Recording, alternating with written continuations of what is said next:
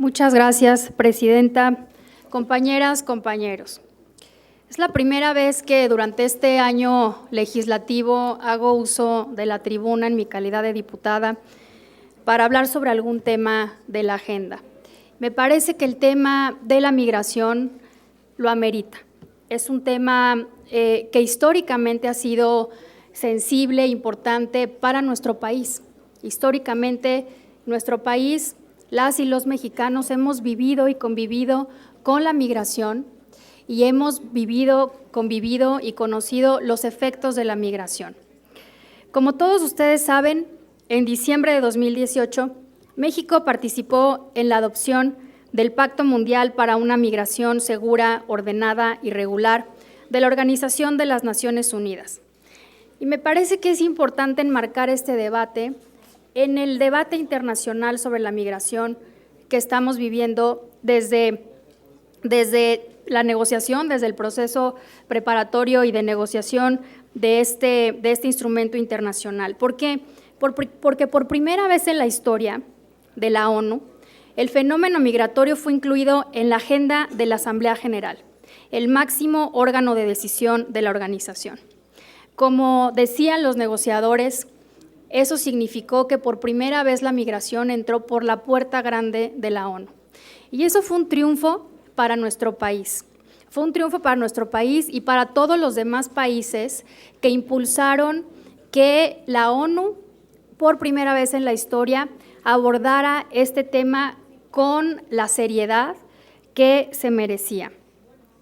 México, como uno de los países mundialmente identificado con la migración, no solo promovió que así fuera, fuimos uno de los países que promovimos que se generara este proceso de negociación para el Pacto Mundial, pero no solo eso, México fue uno de los 2 países que cofacilitó el proceso de negociación. Aquí quiero recordar y hacer un reconocimiento al embajador Gómez Camacho, en su momento nuestro representante ante las Naciones Unidas, quien llevó el proceso de manera ejemplar. Entonces, quiero poner en contexto que el pacto no es un instrumento internacional más. México fue artífice del contenido de ese pacto. Y quiero resaltar solamente algunos de sus 23 objetivos que tienen que ver con lo que hemos visto en los últimos, todo el año pasado, las caravanas, los movimientos migratorios que hemos visto en nuestro país y particularmente lo que sucedió la semana pasada. Uno de los objetivos del pacto a los que los países que lo firmamos estamos obligados, si bien es cierto que no hay una vinculación legal porque no es un tratado internacional, sí hay una vinculación moral porque nosotros lo suscribimos. Y, por ejemplo, dice: eliminar todas las formas de discriminación y promover un discurso público con base empírica, proporcionar a los migrantes acceso a servicios básicos, utilizar la detención de migrantes solo como último recurso y buscar otras alternativas, colaborar para facilitar el regreso y la readmisión en condiciones de seguridad y dignidad, así como la reintegración sostenible, entre otros. Por supuesto, no quiero leer todo porque estoy segura de que muchos de nosotros conocemos este instrumento, pero mi reflexión y mi llamado en este momento es a que las políticas del gobierno federal como responsable de la gestión de las fronteras sean apegadas a este pacto.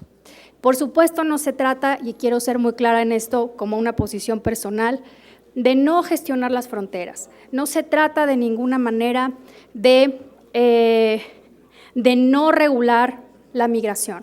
De hecho, el propio pacto parte de la idea de que no hay fronteras abiertas en el mundo y hay que decirlo claramente.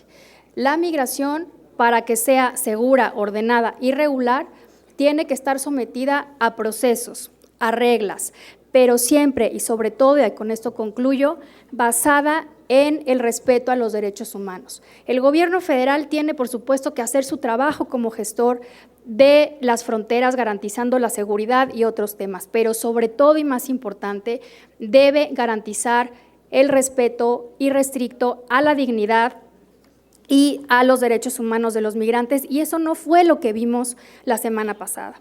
Hago este llamado con mucho respeto, pero también con mucha responsabilidad, porque el Poder Legislativo es el órgano del Estado mexicano responsable de la supervisión del Poder Ejecutivo. Y en ese sentido creo que debe de ser nuestro llamado a este poder, por supuesto respaldando lo que tiene que hacer, pero al mismo tiempo llamándolo a que lo haga siempre con respecto a los derechos humanos y con la legalidad debida. Muchas gracias.